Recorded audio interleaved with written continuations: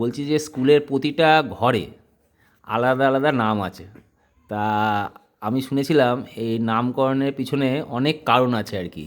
তো সেই কারণটা যদি স্যার এখনকার ছাত্র যারা আছে, আমারও ঠিক অত জানা নেই, আপনি যদি একটু বলেন আর কি খুব ভালো হয়। আচ্ছা, এই ব্যাপারটাতে আমি বলি, তখন মানিকলাল ঘোষ, বর্তমান প্রধান শিক্ষক, দায়িত্বভার গ্রহণ করেছেন। তখন টিচার ইনচার্জ ছিলেন। তা গরমের ছুটি শুরু হয়েছে।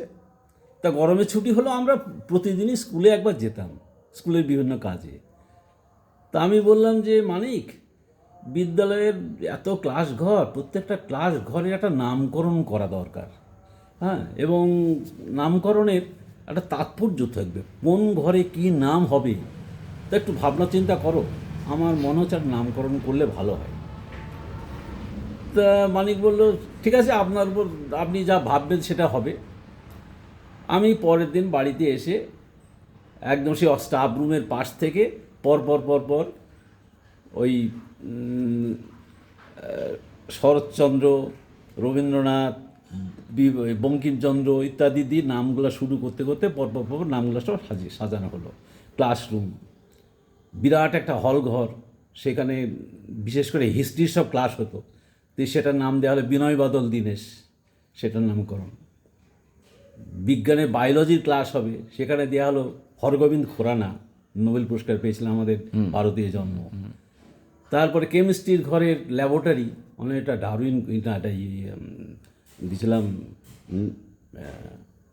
দিলাম ডারউইন, আর কেমিস্ট্রি দিলাম ডাল্টন। কেমিস্ট্রি ডাল্টন দিলেন। ডাল্টন। তা এইভাবে প্রত্যেকটা ঘরের নামকরণের তাৎপর্য হিসেব করে করে সব নামগুলো আমি খাড়া করলাম। খাড়া করার পরে মানিককে দেখলাম, তোমার যদি সাজেশান থাকে কিছু দাও। তা ও কিছু সাজেশান দিল, দিয়ে সব নাম লেখা হলো। এই বললেন লিখতে হবে, আর্টিস্ট ডাকো। আর্টিস্ট একটা ডাকা হলো। ডাকার পর আমি সেই নাম নিয়ে আসলো, আর্টিস্ট লেখা শুরু করলো। গরমের ছুটির বেলা তখন 10টা, সেদিন আমি বললাম 10টা থেকে শুরু হবে। এইবার আমি বসে থাকলাম, আমরা শোনো, লেখা হচ্ছে, স্কুলের ব্যাপার, এখানে বানান ভুল হলে কিন্তু হবে না। একটা আকার একার যদি ভুল হয়ে যায়, মারাত্মক ব্যাপার। আমি কিন্তু ঠাঁই বসে থাকবো যতক্ষণ তোমার লেখা হবে। সেই 10টা থেকে বসে থেকে বেলা 3টে বাজলো, ছুটির মধ্যে 3টে বেজে শেষ হলো না। বললাম তা আবার কালকে হবে। পরের দিন গিয়ে বাকি সমস্ত ঘরের নামকরণ লেখা হলো। লেখার পরে এখন সেই নামকরণের সাথে সবাই পরিচিত। কিন্তু এবার গরমের ছুটিতে হয়েছে, গরমের ছুটি যদি খুললো, সবাই এসে দেখে, আরে এসব নামকরণ করতে গিয়ে হলো।